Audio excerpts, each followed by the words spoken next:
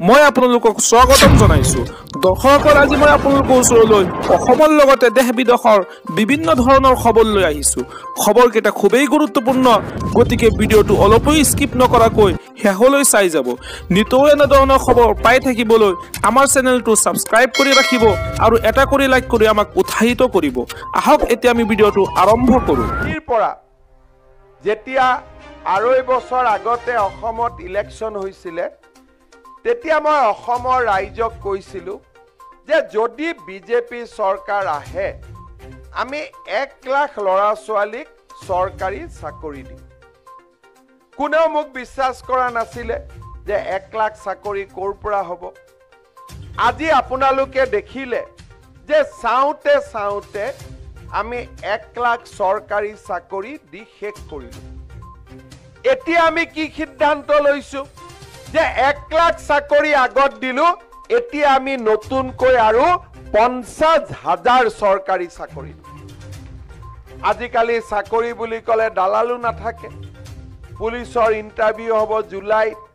শিক্ষকৰ ইন্টাৰভিউ হ'ব জুলাই চতুৰ্থ তৃতীয় বৰ্গৰ চাকৰি ইন্টাৰভিউ হ'ব আগষ্ট ছেপ্টেম্বৰত অৰ্থাৎ 1 লাখ চাকৰি শেষ কৰি এতিয়া আমি 1.5 লাখ চাকৰি দিবৰ কাৰণে গৈ আছো আমি যেতিয়া অৰুণোদয় আৰম্ভ কৰিছিলো জুৱা ইলেকশনৰ আগত তেতিয়া কংগ্ৰেছৰ মানুহবিলাকে কি কৈছিল যে এইবিলাক ফাঁকি অৰুণোদয় ইলেকশনৰ পিছত অৰুণোদয় বন্ধ হৈ যাব অৰুণোদয়টো বন্ধ নহল 830 টকাৰ অৰুণোদয় 1250 টকা হল আৰু এতিয়া যতে যাও মোক আই মাতৃ সকলে খুদে যে মামা দাদা আমাক অৰুণোদয় দিয়ক লাগে নে নাই অৰুণোদয় কাক কাক লাগে হাত ডাঙৰ হে প্ৰভু সবকে লাগে এতিয়া আপোনালোকে চাওক কংগ্ৰেছে কৈছিল অৰুণোদয় ফাঁকি ফাঁকি নেকি অৰুণোদয় যেতিয়া 10 তাৰিখে বেলেগৰ একাউণ্টত টকাটো আহি যায় আমাৰ অলপ মনটো বেয়া লাগে নে নাই নোপোৱা বিলাকৰ কাৰ কাৰ বেয়া লাগে হে ভগৱান ইমানৰ বেয়া লাগে এতিয়া ভাল লগা কৰি দিব লাগে নে নাই ইমান লাহেকৈ কৈছে লাগে আচ্ছা এটা মোক কথা কওক আপোনালোকৰ কাৰ কাৰ ঘৰত ৰেচন কাৰ্ড আছে নোহোৱাখিনিকো হাত উঠাম কাৰ কাৰ ঘৰত আছে উঠাওক প্ৰথম ঠিক আছে সবৰে ঘৰত ৰেচন কাৰ্ড আছে কাৰ কাৰ ৰেচন কাৰ্ড নাই এটো আধাৰৰ কাৰণে আপোনালোকৰ বাইদেউটো ৰেচন কাৰ্ড এপ্লাই কৰিলেই পাব খালি কাবাৰ যি আধাৰৰ কাৰণে পোৱা নাই সেইখিনি মই ইলেকশনৰ পিছত ঠিক কৰি দিম ঠিক আছে এতিয়া ৰেচন কাৰ্ড আছে কিন্তু অৰুণোদয় নাই কিমান মানুহ আছে ঘৰত ৰেচন কাৰ্ড আছে কিন্তু অৰুণোদয় নাই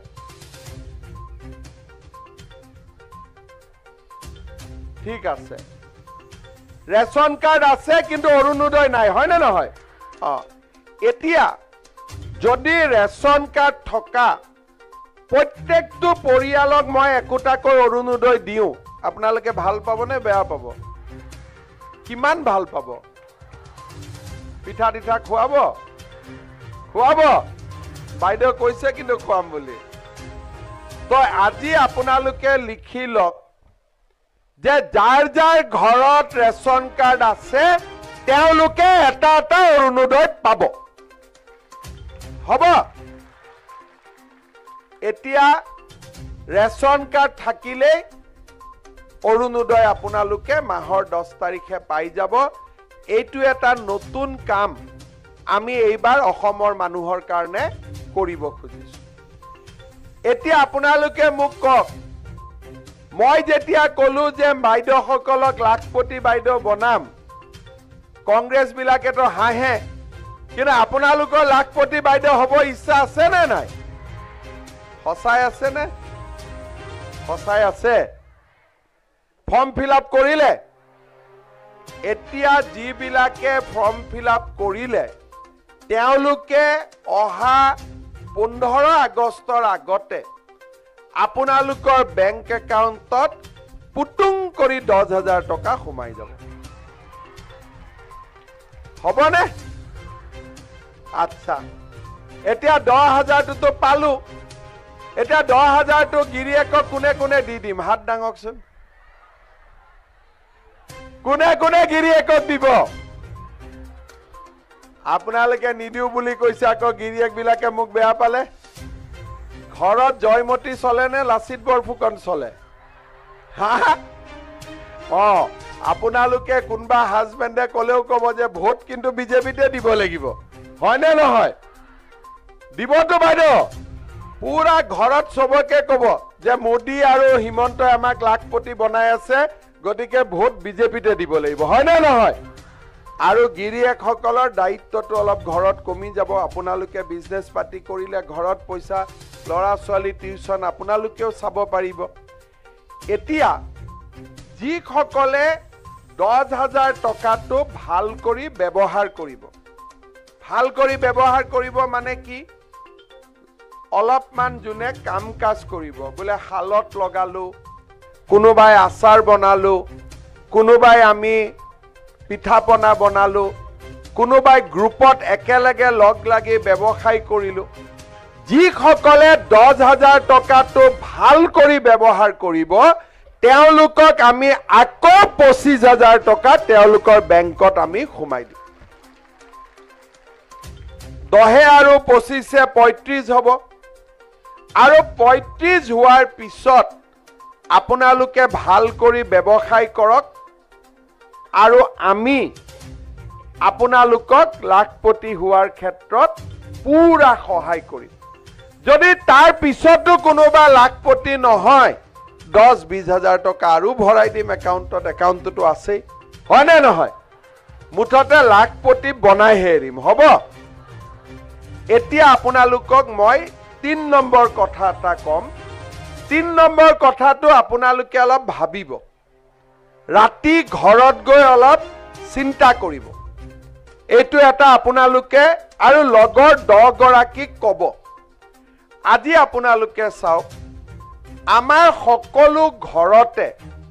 এজন উপাৰ্জন কৰা ব্যক্তি থাকে নে নাই কোনোবা দাদা হ'ব পাৰে দেউতা হ'ব পাৰে এতিয়া এই উপাৰ্জন কৰা ব্যক্তিজন ভগৱানে নকৰক কিবা কাৰণত যদি মৃত্যু মুখত পৰে ঘৰখনত অন্ধকাৰ নামি আহে নে নাই এতিয়া যিবিলাক মানুহে অলপমান ইনস্যুৰেন্স কৰি থয় তেওঁলোকে ইনস্যুৰেন্সৰ পৰা নমিনি জনে টকা পইচা পায় অলপমান বিপদত হাৰথি হয় কিন্তু যাৰ ঘৰত ইনস্যুৰেন্স নাই মুৰব্বী মানুহজন ঢুকুৱাৰ পিছত ঘৰখনত অন্ধকাৰ নামি আহে সেইকাৰণে এইবাৰ আমি কি সিদ্ধান্ত লৈছো যে যাৰ যাৰ ঘৰত ৰেচন কাৰ্ড আছে সেই পৰিয়ালৰ মুৰব্বী মানুহজনক আমি চৰকাৰে প্ৰিমিয়াম দি এটা বিনামূলীয়া আপোনালোকক ইনস্যুৰেন্স কৰাই দিম আৰু মানুহজন যদি ঢুকায় এক্সিডেন্ট হয় ভগৱানে নকৰক আপোনালোকে ইনস্যুৰেন্সখন লৈ গৈ ইনস্যুৰেন্স কোম্পানীৰ পৰা আপোনালোকে বীমাৰ টকা পাব পাৰে